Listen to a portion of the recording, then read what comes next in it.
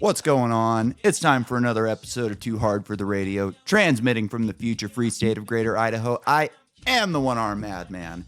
And with me today, he's back, Daniel Steele in the house. How we doing, brother? Doing great. How are you doing? Doing good, man. It's been a busy summer. Yeah. It's been hot as hell up here, so I haven't gotten nearly as much work done as I've wanted to, but I had a nice day 2 days ago, so I got I would say 3 days worth of 100-degree weather in last week. Wow. So that was pretty nice. How about you? You've had yourself a little road trip this summer?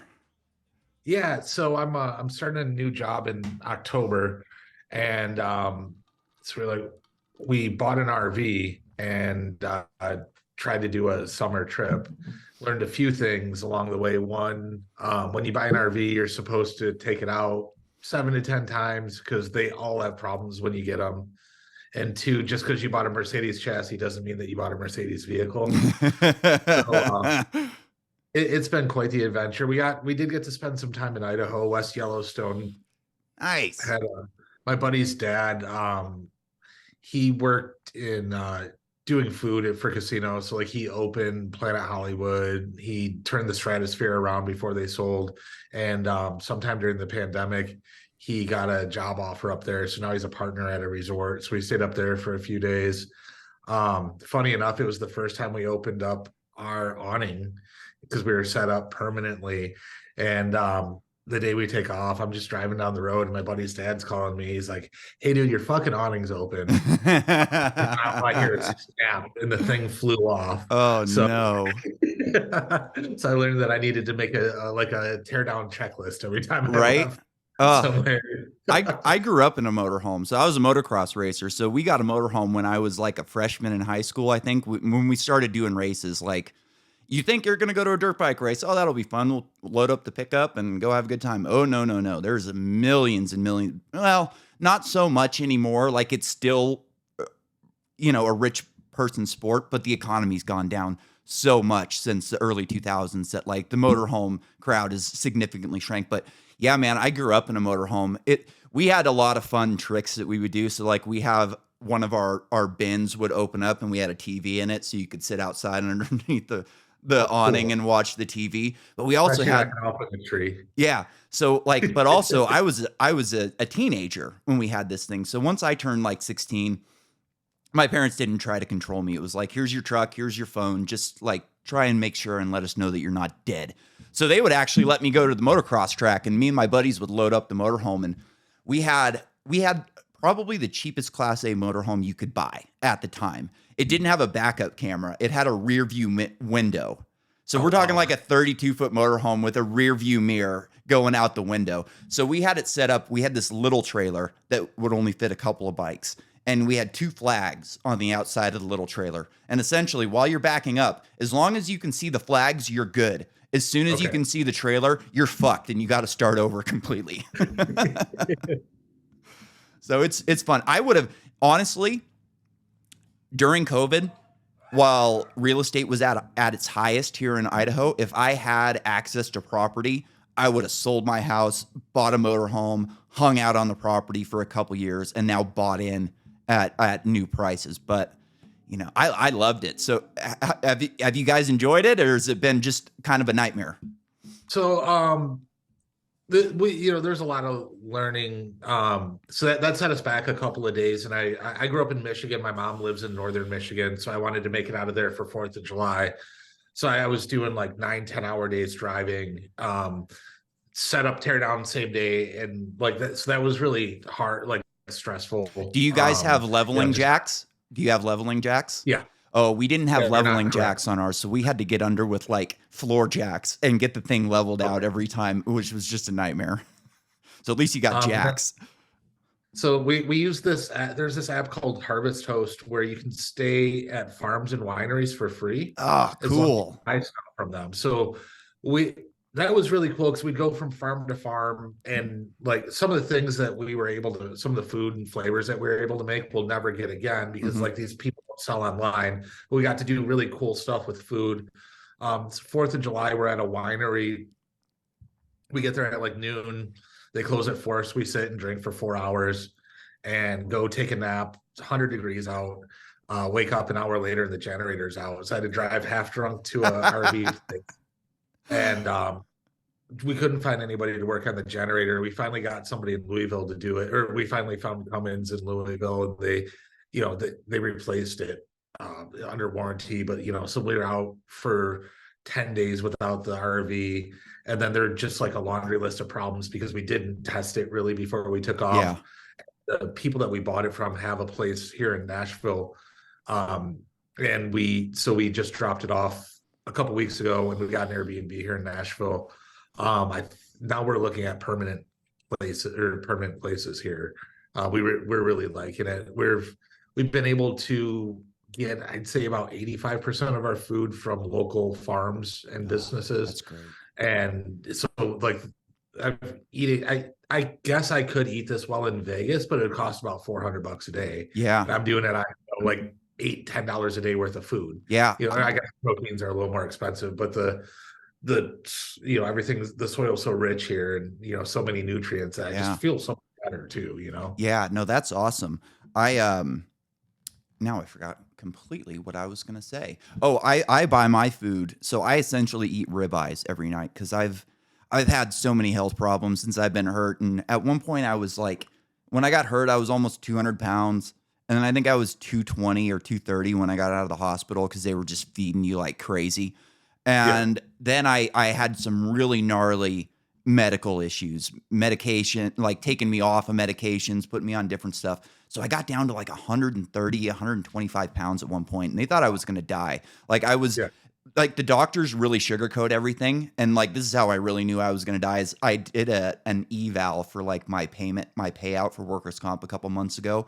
And I went and saw this doctor, and he was just kind of going through all of my medical records. And at one point he called me after the appointment. He goes, "I'm going through your medical records right now, and I'm seeing that you were 120 pounds a couple years ago. Is this right? Like, I just saw you. This can't be right." And I'm like, "Yeah, it's right." And he goes, "You're lucky to be alive. They thought you were going to die." And he goes, "I don't know how much they told you, but they thought you were going to die.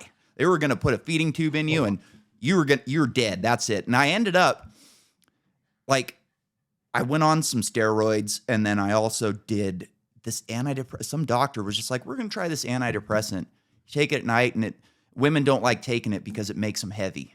And there you have it. Back on. And at the same time, though, I switched my diet completely. This was like during COVID where this all came to a head. And I was really worried about like where I was going to get my food from. Like, is this going to get worse? How am I going to be able to get, is the Winco going to stop carrying meat? I don't know. So essentially I found a local butcher shop that sells meat for about $1 a pound cheaper than Winco. And it's real meat.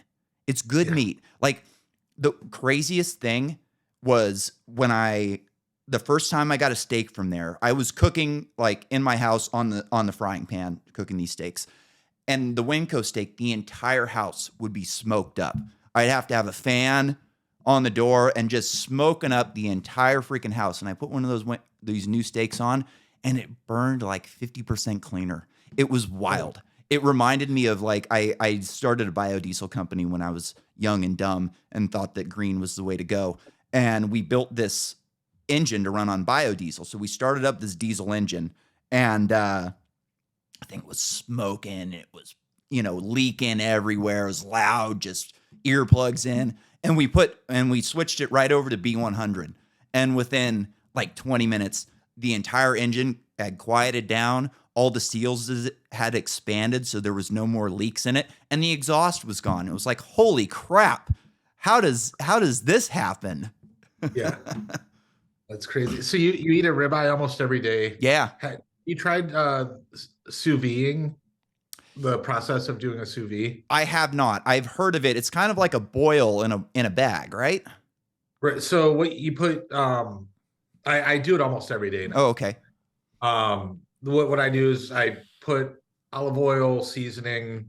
I put it in a Ziploc bag because and then I shrink wrap it or vacuum seal it, Mm-hmm. and then you put it in water at 100 ribeye You put it in at 125 degrees for 4 hours, and it just cooks consistently at 125. So it breaks down the fats. It's really cool on the steak. If you go too far, if you go over much over 4 hours, it breaks it down a little too much.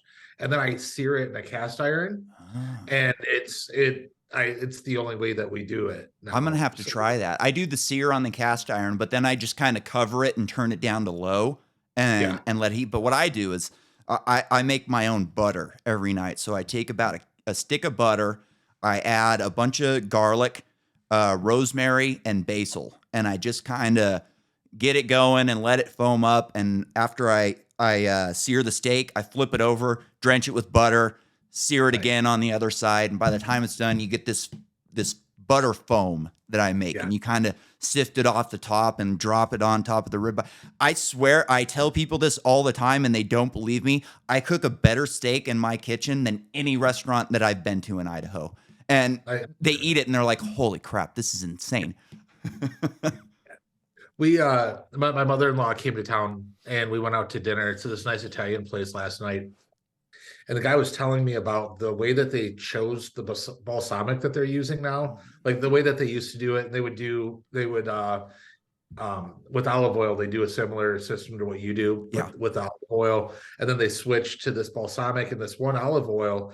And he's like, we went through hundreds of them, and if you dip the two together, you can kind of taste the grass notes in the olive oil. And so we did that bite, and I'm like, fuck, man, no matter how good I get at finding ingredients, I'm never gonna have the time or expertise that these guys have. Oh, I know It's it. really fun to like search and explore and learn new techniques. Yeah. So I used to grow weed in Northern California. That was my thing. So I know a lot about weed. And Yeah. like, I'm trying to figure out at this point, like, how am I going to, I rent rooms out in my house. So I'm kind of break even right now. So I'm spending out of my savings. Like, I had to get new tires for the car and shit like that. So I'm spending out of my savings.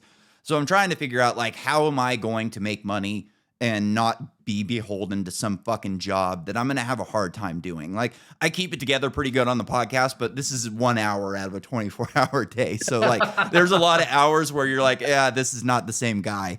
And Yeah. I don't want to be beholden to a job. So my initial deal was like, what can I do, like, where I can use my skill set to make me money and not get in trouble? So I start thinking like, all right, I've got beautiful roses out all around my house. Like, the people that I bought my house from planted these beautiful rose bushes.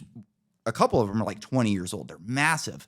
So I go, I know how to take clippings off of weed plants. I'm just going to start clipping rose plants. So I bought this greenhouse and I bought all the stuff to do it. And I've been watching, like, I don't even know how many hours of YouTube videos I've watched at this point. And to think that, like, I came into this thinking like, oh, I'll be able to crush this because I've grown weed before, like, completely out the window. Like, these guys are so good. I'm trying to pay attention to like every cut they make. And I haven't nailed it yet. I haven't gotten one to survive yet, which I was not planning on. I was thinking, oh, this guy's doing 1,000 a year. I can do a couple hundred. Like, that can't be hard. I haven't gotten one yet. So do you think you'd be better at growing weed now with everything that you've learned from doing the roses? Probably. And also, when I was growing weed, like, back then, weed was still illegal. YouTube was not big yet. And everybody kept their shit close to the chest. Like, you didn't want to tell your neighbor how to grow great weed because then the price of your weed is going down. So it was kind of like a secret industry. Now you can go on YouTube and go to these like top end growers who, in Amsterdam or in Northern California, and they'll show you exactly what to do, exactly what chemicals to use, exactly when to do it. Like, you can model your room. Yeah, exactly. Like, you can buy turnkey rooms now. Like, my cousin is selling these things where essentially you just buy like all the stuff and put it together in your garage or in your extra bedroom or wherever the fuck you've got room for. But it's essentially just turnkey. Back then, man, there was a company that was putting out like semi tractor trailers with whole grow rooms, and those are like $100,000 back in the day. And now you can put together a room for, a couple grand and turn out a good product. It's, I was, before I knew anything about politics, I was completely against legalization. Like, I was just a motocross weed grower. Like, I didn't know anything about politics. And as soon as I heard it was going legal, I was like, this is fucked. I live in Northern California where there's no fucking industry at all. Like, there's a couple restaurants. Some of the towns are like where I grew up, Cloverdale was a small town that had nothing. And then they said, oh, look, Healdsburg's making a ton of money. Let's do that. And it just didn't work. And it's not working. Like, if you go north of Cloverdale in Northern California, there's nothing. People grow weed. Like, that's essentially what they do. And I knew a bit of time up that way. Yeah, and I knew that as soon as it went legal, that it was just going to destroy that entire area of Northern California, which it had. Like, it was already a desolate place. Like, there's nothing there. There's a couple gas stations, a couple local bars, and some local casinos. And I mean, talk about desolate. Some of the worst places in this country are the reservations. I mean, my God. I've been to Hayfork, so have you been up to Hayfork in Northern California? I have not, I don't think. It's nobody's really welcome there, but my buddies were going up there. Like, on the way up the mountain, there was just a car that had like broken down and gotten abandoned. The locals went and flipped it over a bunch of times and shot a bunch of bullet holes. Yeah. Then the car there is like don't come up here. Yeah, keep out. So yeah, I know exactly. What was that movie? You know what this means? Not welcome. It was exactly that. Yeah. It's gnarly up there, man. My wife's best friend was there's a type of Asian person. Is it Hmong? Yeah. Maybe. My wife's best friend helps them with their licensing. And then she also works for another grow operation. And it's really interesting because like most of the Hmong, it still is like gray market, black market. Sure. And but now they're like once again starting to raid farms and stuff like they did back when Obama was in office. Yeah. Like all that stopped under Trump for whatever reason, which is surprising. It is. They're starting to do raids again. Yeah, it's fucked. Like, being from that area, I know a lot of people who got fucked. Yeah. And I know a lot of people who did the fucking. And it's not a level playing field. You know what I mean? I know guys who've lost their families, lost their homes, lost everything. And then I know other guys who did the fucking, who are now retired, living in other states going, yeah, we knew it was going to go. We knew it was eventually going to go, but that was my job. So I just did it. And I find that to be just disgusting. I can't tell you how many. I don't think I know anybody who's gone to trim or gone to work for a farm and got paid what they were owed. Oh, never. You never do. Yeah. Like sometimes, like I knew guys who, I had a buddy, I always tried to get into this room and I could never do it. It was a 100 light room. They did purple. And essentially the guy paid you $100 an hour and he actually paid you. You had to be good. I was never good enough to get in there. Like, that's why I couldn't get in there. So I wasn't good enough. But he essentially would say, like the last day, he'd be like, all right, last hour is yours. So you just go for it and just trim all you could and pack everything you could. And they'd come out of there with a pound sometimes. We would do, they would get all the trim, which was, worth it just for that. So we would go wintertime, Northern California, it's 50 degrees and raining. And it's like, all right, it's hash day. And you go out and you get the big 55-gallon drums, you get the big hash bags, you get the drill with the cement mixer, and you just sit there all day and make water and and this water turns out to look like purple punch, like grape drink. Yeah. And you pull the bags and it just all drains through. And by the time you're done, you're fucking freezing. I mean, your hands are blue. And one time we made these cookies and we ended up calling them party stoppers. And they were so gnarly. Like, we ate one of these cookies and we took off to Santa Rosa, which was like 40 miles away. We were going to go to the weed store or something like that. And we get like 15, 20 miles down the road. And the guy's driving's like, I'm about to fall asleep.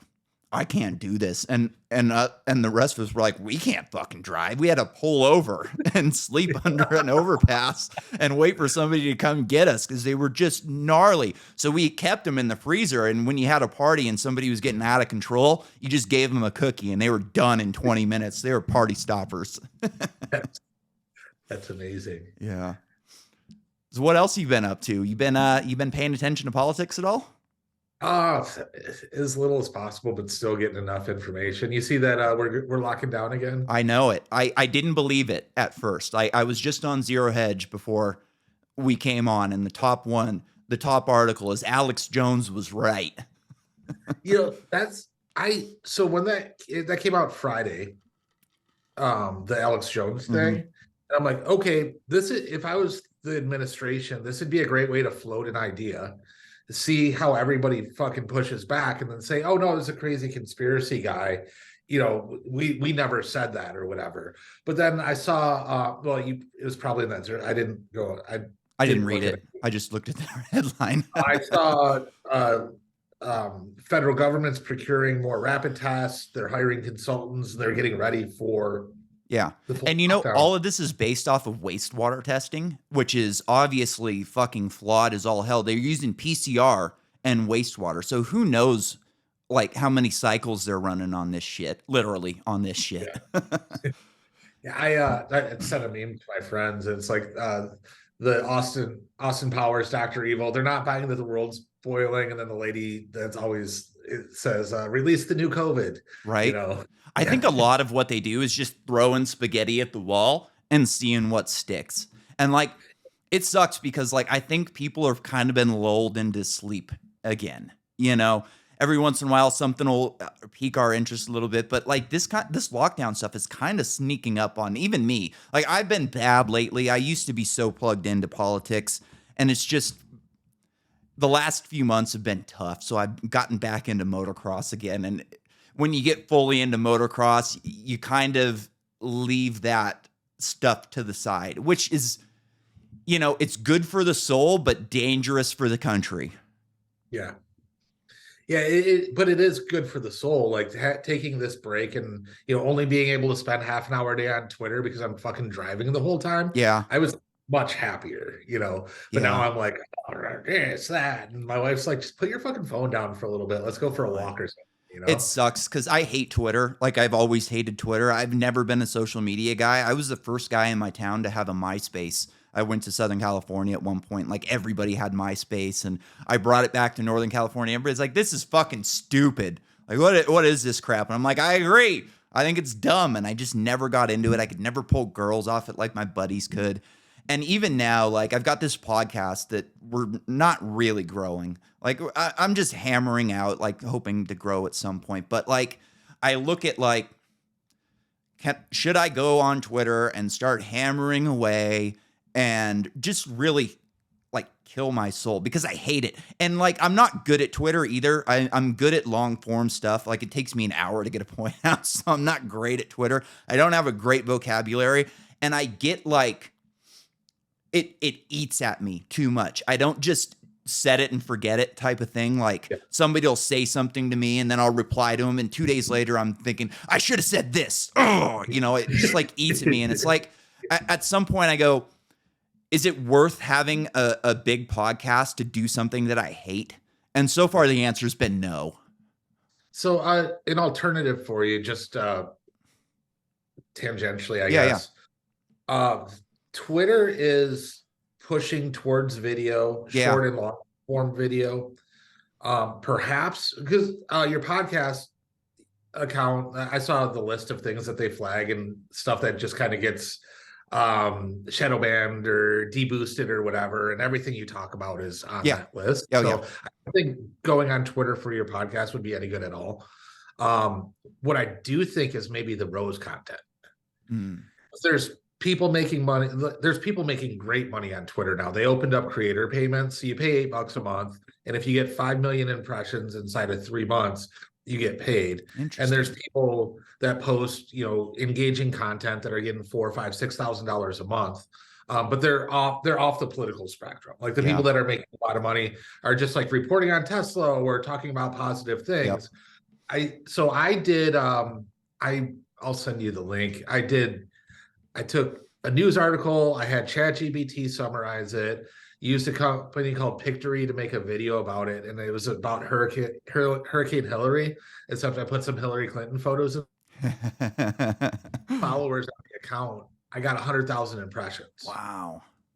And I've had a couple other I had some fall flat. I've had a couple get like a couple thousand impressions. I haven't like figured out the formula for it, but I think that something unique that you're doing anyway, with the flowers, like it might be one of those things where you could pick up a decent Yeah. what 2 3 months would help. That's interesting. Yeah, that is interesting. I'm looking at it. And let me tell you kind of, I had an idea for what I wanted this podcast to be when I started it. And it was kind of, I'm a motocross guy. I grew up racing motocross. I think that about 90% of the guys that I raced with, the guys that I rode with, the guys that I went to the track with every day are probably libertarians. They just don't know what a libertarian is.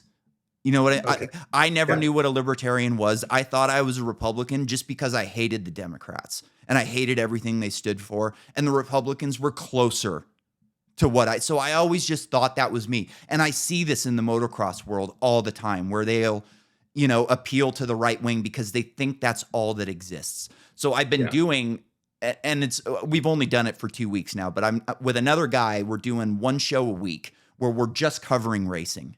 Like we're not going into politics or any of that other kind of crap. Like maybe like everything connects. You know what I mean? There's always a mesh from one thing to another. But I think that there's a sweet spot between libertarian politics and motocross racing, and I'm trying to find it. Yeah, that makes sense. Yeah. I mean, motocross, like I did the research one time, and something like 10% of households in America own at least one dirt bike. That's millions of people. That is way more than I thought it would be. And then you start thinking, wow, if it's that many people who all think essentially the same way that we do, that's a massive portion of the population that could be, if you could just wake them up, they would be, just to realize that we've been under attack for 20 years by hardcore environmentalists and they're not going to stop. And if we acquiesce to them, dirt bikes are just going to disappear altogether. They came after us for two strokes. They start fires, they pollute, they make noise, blah, blah, blah, blah, blah. So the industry was all but happy to come in and replace them with four strokes. But what they didn't realize was they were never going to be okay with the four strokes. This was just a move to get them to acquiesce. So essentially, they went after the four strokes immediately. And now they're, electric bikes is a new thing. They don't have a battery that'll last as long as a motocross race will. So I'm worried they're going to start going, well, we got to go electric at some point. So let's just change racing to fit the new paradigm, Oh, that would be pretty terrible. I guess on a tangent, I was listening to something earlier this week, how China's impacting policy here by funding environmental lawsuits. Yeah. So mostly around mining and precious minerals.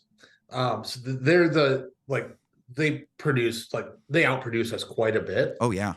And the minerals that we should be, because we can't go green and not mine. Yeah. You can't do both.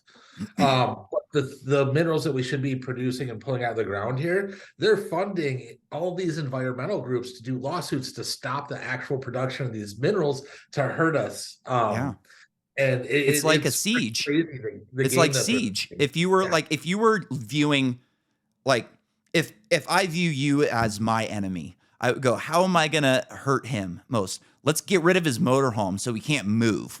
That'd be a good one.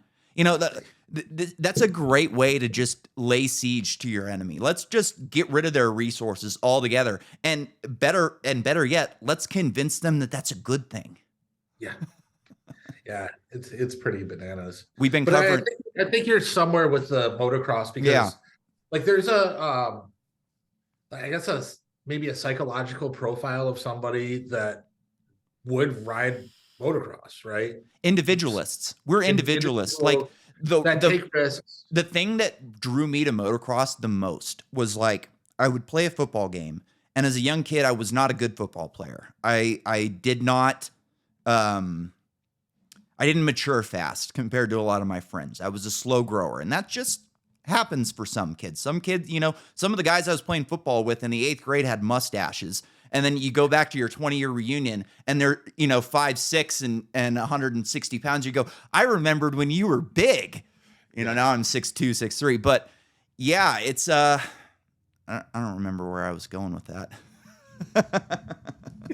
Well, I lost it. my wife looks the exact same as she did when she was 12. Oh, But when she was 12, she was taller than all the other kids. Now she's yeah. 4'10" and a half. Yeah. Yeah. Yeah. No, so what I was getting at was I'd play a football game, and we were a great football team. We won everything. I think we won every game I played damn near until we were in like high school.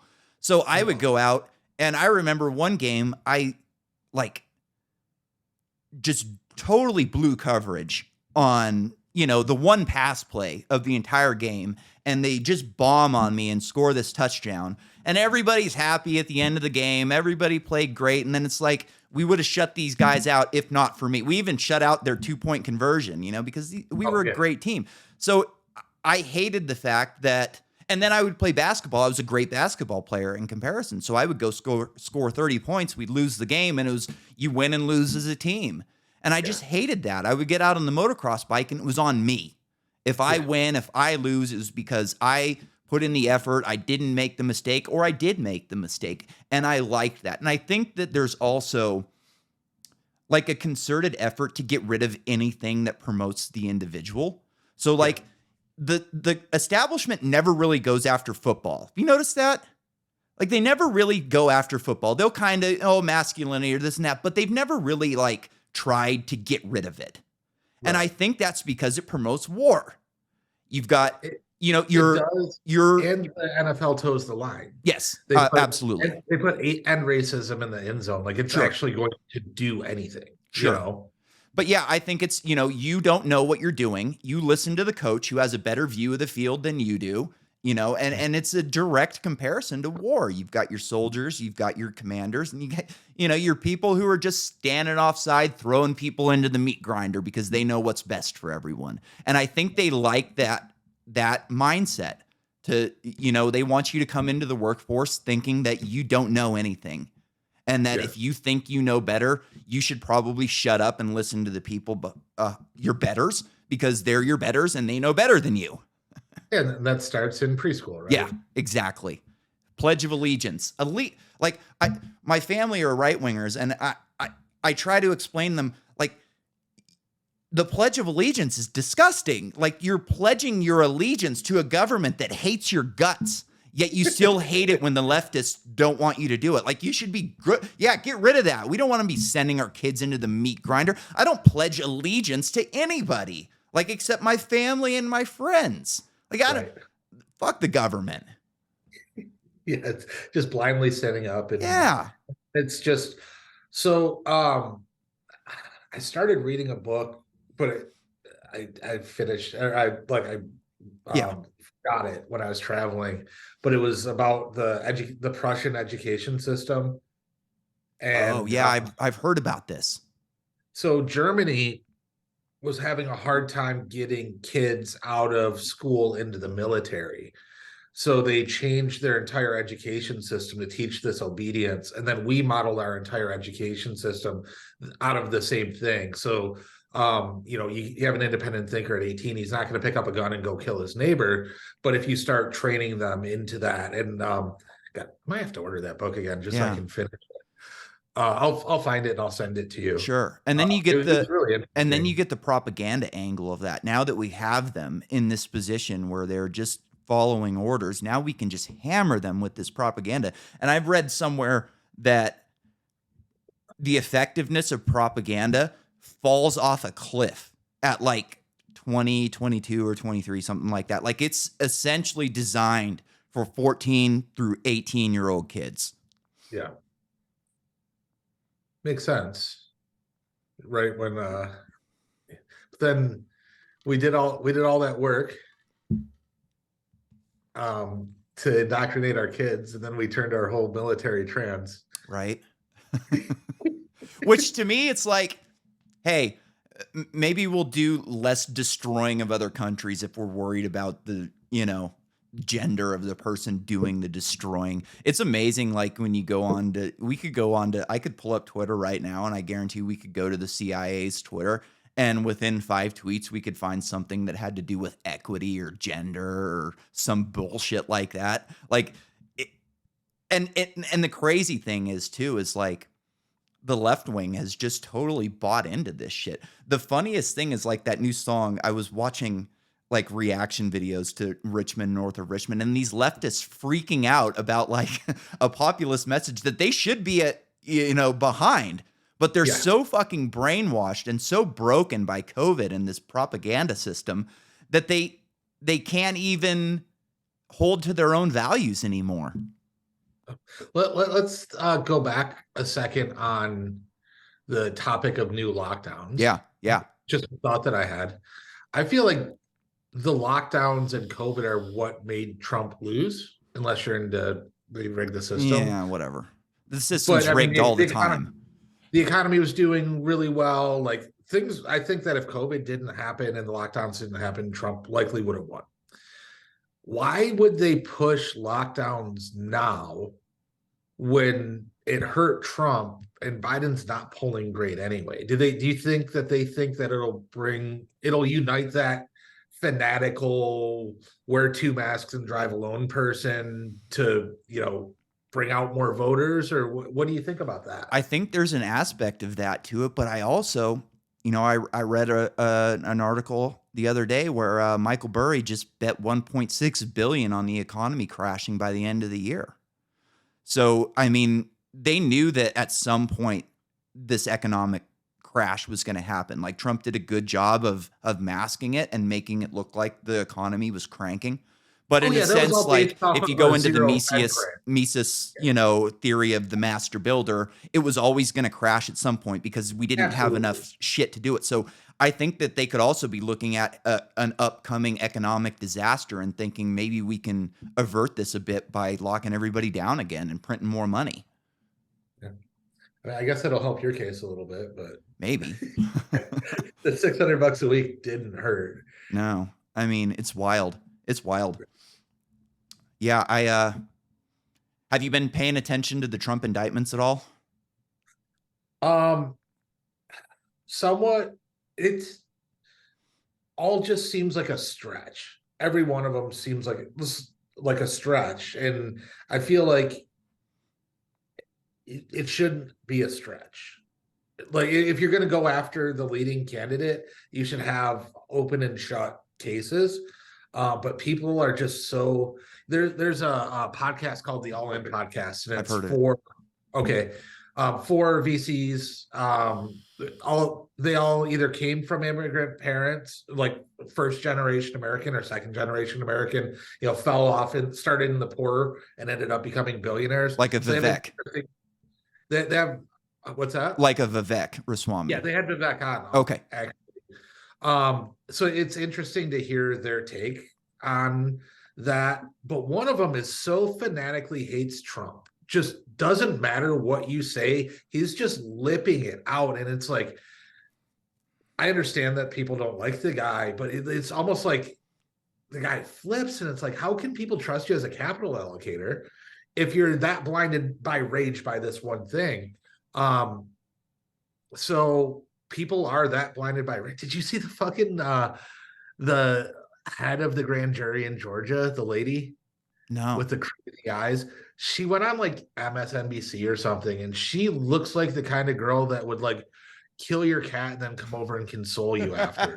But she has those crazy. Yeah, she's like, I just wanted to see what Trump had to say about that. And I know who you're talking about. I know who you're talking about. Yeah, dude, she was wild. How could they put that person up on an interview and think that was going to go well for them? And then the indictment goes live before the grand jury is even convened. Dude, it's so wild. I haven't like really been paying attention to it because it just feels like another Russiagate to me. Like I know this is more serious than Russiagate, but it just has this feel that like, I don't know, like 3 years from now, Trump's just going to be like fucking fist pumping and being like, beat you. You're all morons. I told you I fucking rule. Yeah. So fucking corrupt that it makes me want to almost root for the guy. Exactly. It's wild. Donald Trump. How can you root for him? It's wild. Because he's another war criminal as well. Exactly. I mean, what do you think about our potential future war criminals, RFK and Vivek? Scary thing about Vivek is So he has old tweets like saying get the jab, and thinking the lockdowns are a good idea and shit like that, which is like really off of his messaging now. Yeah, Um, but it's also scary that somebody's coming out and saying everything right. exactly. Like they're hating every note. And then Exactly. RFK has a lot of good. I actually switched to Democrat for voting just for the simple hope that maybe we can primary Biden out. Yeah. Yeah. Because the last thing in the world I don't want either Trump or Biden to be president, but the last thing I want is another Trump versus Biden election. Like the way that it impacted people that I knew. Like I had a friend who he was watching the debate and he texted me. I wasn't watching it, and he's like, "Can you believe that Trump thinks he's less racist than Biden?" I said, "Have you read the crimes bill?" Yeah. He's like he wrote the law that's the most racist law since Jim Crow. He goes, "You're just race baiting me. You're just a fucking racist." Yeah. And dude, I was watching Vivek on The Breakfast Club the other day. I don't know if you caught that, but dude, No. wild. Like this woman just gives him a tongue lashing for everything he stands for just like, I'm going to ask you a question and then just talk shit at you for 5 minutes and tells you how stupid and wrong you are. And then goes, well, I guess you can't answer the question, and it's like, well, fuck, you just spoke for 5 minutes saying how horrible I was. And then he like goes through every racist thing Biden ever does. And they're like, yeah, we know. And they can still sit there and be like, but you're the bad guy. There was I'd never seen the guy before. He just popped up in my Twitter today. He got kicked out of the debate because the poll that he used was wrong. But his African American fellow went on Breakfast Club and said to Charlemagne, he's like, "How could you let a white man sit here and tell you that you're not black if you don't vote for him?" Yeah. And he went in on him, and I was like, "Holy, this guy's really well spoken." And then he's not even going to get to debate, so he has no chance. I don't know anything else about his platform, but it's like, let's talk about the shit that said Biden said as a senator or congressman or whatever, he voted against integration, and he said he didn't want his city turning into a jungle. Yeah. And he got pushed as the racist choice. It's crazy. It's like, oh yeah, I believed in all of that shit for my entire life. I was a segregationist, but now, I read 40 books on equity and I just think it's the way to go. Joe Biden, who's never read a fucking book in his entire life, just man. You know what makes me nervous about Vivek is that I heard Clint Russell say a few weeks ago that when he interviewed him before the podcast, he goes, asks him what are you about? And he goes, oh yeah, I was a libertarian while I was at Harvard. I read Rothbard and all this. I go, how the fuck do you read Rothbard and you read all this libertarian shit and then go, you know what? I think the Republicans are right. It just seems like a wildly, like, I don't know anybody who's read this shit and said, I just don't find it compelling. Like anybody who's on this side, like I know leftists who would read it and go, this guy's out of his fucking mind. But like right wingers, I've given my parents Rothbard and they read this and they go, yeah, it's hard to argue with this shit. I don't understand how somebody as smart and as well-spoken as Vivek can read that shit and go, you know what? Donald Trump's the man. It just doesn't make sense to me. Well, I guess from like a game theory point of view, even if you don't believe it, you're not going to get anywhere as a libertarian candidate. No, you're not. So if you want a chance to win, you got to start somewhere. Okay, it's there. And then he brings out, he has a lot of good ideas. Like there's nothing that he said that I'm like, fucking hate that. Yeah. Yeah. The thing I like about him and RFK is like, we have to end this war. Yeah. We just have to. Yeah. Do you think Vivek wants to be the president or he wants to be Trump's vice president?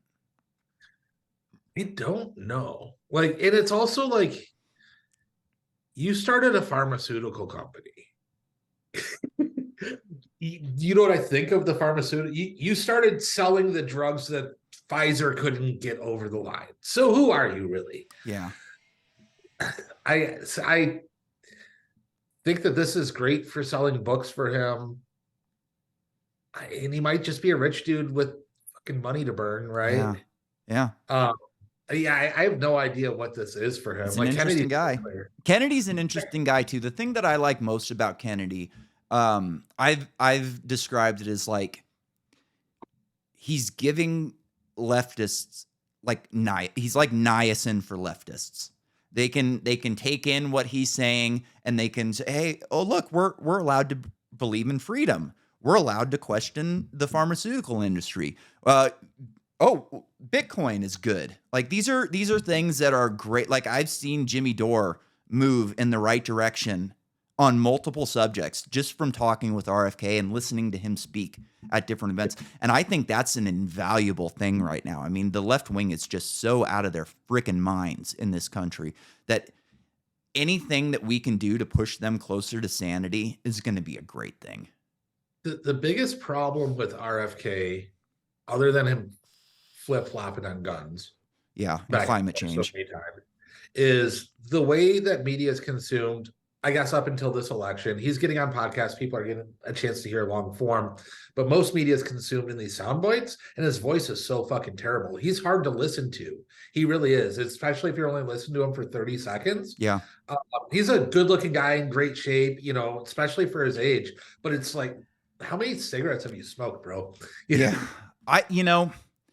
His voice doesn't really bother me. And I think he kind of he's really good at using it to his advantage. Okay. So he's good at letting people talk because he can't talk over them. So he kind of lets them talk themselves into a hole and he can kind of swoop in and go, well, this is what, and then they also have to let him speak because it's going to come off as completely rude if you just talk over the guy. So I think he's been really effective at utilizing podcasts. I think podcast is a great medium for him. It's long. He's kind of like us. Like I have a hard time getting a point across in a tweet. Like I kind of need to sit down and talk it through and, maybe I could boil it down to a tweet after I'm done. But essentially, like, I need to talk things out. I need to, like, hear what I'm saying, hear other people react to what I'm saying to see if I'm, like I can see, if you're nodding or if you're going, well, maybe not type of thing. Like I need that. And I think that he's been very good at utilizing that. Like I think he's been better at this point. Like if you're grading on media presence for the candidates, I think he's the top. Vivek has been number 2. And then you've got Trump. Yeah. Vivek's been really good at using Twitter. Yes. Like whatever the hot button topic is of the day, really pushing out a point. I think that's how he's been able to pass DeSantis in some polls. But I just don't know if it's genuine. Yeah. It's wild. A couple of months ago, like maybe even a month ago, we were doing an episode. We were going through RFK and we pulled up betting statistics on, who's going to win. Vivek wasn't on the list at that point. And now he's jumped DeSantis. So whatever he's doing has been extremely effective. I saw Patrick Bet-David did some research on Twitter to see which candidates gained the most in Twitter. And Vivek has over 100% Twitter followers, where somebody like Mike Pence has gained nothing, essentially. And I think where he's like, if you're trying, like from a game theory perspective, if you're trying to move up in that area, he's somehow avoided coming off as a threat or a traitor or anything to Trump. So the mega people don't dunk on him and they don't shit on him, where you have Pence and DeSantis, where the mega people are just like, viciously attacking him. And so it's wild. And it's wild that like Tucker just essentially ended Mike Pence's career in a 10-second soundbite. It was beautiful. It was fucking beautiful. No, I didn't take that fucking shot. Are you crazy? I don't remember if that was the one, but it was just beautiful. And then Chris Christie, my God, they were giving, I couldn't believe this. They were like on Breakfast Club, they were giving Vivek shit. They're like, Chris Christie was the president of his class of his class. And I'm like, dude, Chris Christie ate the class president. Who gives a shit? Like, it's a fucking class president. Who cares? Fucking Chris Christie. I think it's very rude to call Chris Christie a fat slob. I would never do something like that. What do you think of or about Trump skipping the debate Smart. and releasing something with Tucker at the exact same time? Fucking smart. I think it's Those brilliant. numbers are going to be insane because, like, even if you watch the debate, you're probably going to go back and watch Trump anyway. Whereas the debate's going to get their ratings just based off of live instead of replays for the most part, and the Trump thing is just going to get shared and watched by everybody. So you might double or triple the numbers that the debate get. Yeah, and he's showing that he's more savvy with alternative media this time around than he was the first time. Like the first time, I don't remember him doing a lot of podcasts he was just good at Twitter. He was great at Twitter, and he was great at just being in your face all the time. Like he was just so good at that. And I feel like traditional media, the corporate press they're no longer in your face all the time anymore. Like I think that is reserved more for podcasts at this point. Whatever Tucker's doing, I guess it's a podcast, whatever. Like I don't know if the numbers that he's getting on Twitter are real or not, but I know that he's getting huge numbers. Whether they are real or not, like if we're arguing over 100 million or 30 million, it's like, okay, whatever. There's a shitload of people watching this. Well, the thing is, social media sites, the standard for a video play is 6 seconds. Yeah. Crazy. So I'd be curious to see what, like, of that 100 million, how many people watched it for 2 minutes, how many people watched it to completion, because those numbers are pretty, they're made up for advertisers. Sure. Absolutely. Yeah. And you know, what do you think about Elon Musk? I've always been skeptical of, the guy's essentially a socialist who wants to put a computer chip in your brain, but he likes free speech, so he's right wing. I think that's a very useful tool for the establishment to now shift the Overton window to a point where a socialist billionaire who wants to put chips in your brain is now right wing. And this new head of Twitter, CEO of Twitter that he put in, I mean, not good. Oh, I mean, straight from the WEF. Yeah, not good. So I'm really torn because I was like pretty fuck this guy for quite a while because all of the money that he makes is from government. They can end him with the swipe of a pen. Subsidies for Tesla, government contracts for SpaceX, Boring Company. That's all, government subsidized. Yep, he's a socialist. Yeah. So he's made all of his money. Well, not all of his money because, PayPal, he did well. And then he talks about this vision of Twitter to be or X now, to be the everything app like WeChat. Well, WeChat is the driver of your social credit score. Like all of your messaging and all of that happens through there. Your digital ID, your digital currencies, all of that is like controlled by the Communist Party. And he's trying to build that. Yeah, it's crazy. And so for short term, I see it as helpful to get free speech out there, but I see that this could be like a real detriment to society in the long run. Yeah, too. I completely agree. And calling it X was not a good move. I still can't find the fucking thing on my home screen every time I try to open it up. Where the fuck is my Twitter button? That was PayPal's original. Yeah. It was x.com and then it wasn't working. So then he founded it and then eventually rolled into PayPal and he's like, I'll keep x.com. I'm going to push this through. Yeah. It's weird. Yeah. He's weird. Every time early on, I went on Sam Tripoli's podcast during the pandemic. And the most controversial thing I said on that podcast was that Elon Musk could already have a Neuralink. And everybody, he doesn't have a Neuralink. Oh, it's like, dude, the guy talks so fucking weird. Like everything he does is weird. He does these weird pauses. His persona on Twitter is nothing like the guy you see in an interview. Like, I don't know if he's got writers, if somebody else does his Twitter, but like, I read some of his tweets and I go, this is not the same guy that I watched take a 10-second pause for every question on Joe Rogan. This is just weird.